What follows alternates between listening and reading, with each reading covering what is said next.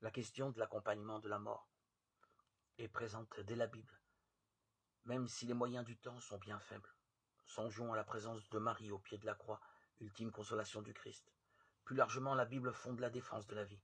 J'ai placé devant toi la vie et la mort. Choisis donc la vie, de Deutéronome 30, 19. La vie humaine est le fondement de tous les biens, la source, la condition nécessaire de toute activité humaine et de toute communion sociale. Si la plupart des hommes estiment que la vie a un caractère sacré et que chacun peut en disposer à son gré, les croyants y voient plus encore un don de l'amour de Dieu, qu'ils ont la responsabilité de conserver et de faire fructifier.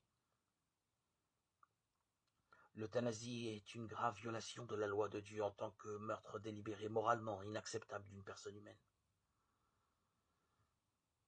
L'euthanasie s'oppose à la fraternité. Si je choisis de mourir parce que je me sens trop vieux, j'envoie à tous ceux qui sont plus vieux que moi le signal qu'ils doivent mourir.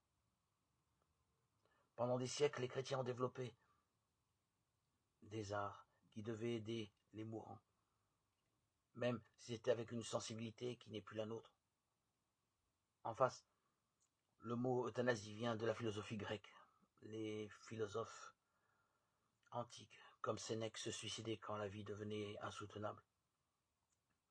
La controverse est donc ancienne, mais ce sont les progrès du XXe siècle qui ont permis une autre euthanasie médicalisée, aujourd'hui réclamée, ou des soins palliatifs qui ont provoqué le débat actuel. Nous devons condamner l'euthanasie et promouvoir le développement des soins palliatifs. Un certain discours séculaire sur la valeur de la souffrance n'est aujourd'hui plus défendu.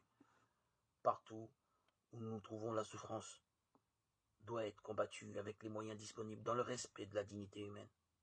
Les soins palliatifs, quand ils sont déployés dans leur vérité, proposent un accompagnement pluridisciplinaire qui mobilise les soignants, les aumôneries, les familles et autres proches pour donner aux souffrants le plus grand réconfort possible.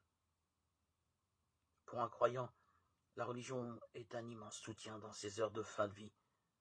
Mais la mort demeure un mystère et ne sera jamais domestiquée, comme on le dit trop souvent. Chacun la vivra à son tour, seul face à son Dieu.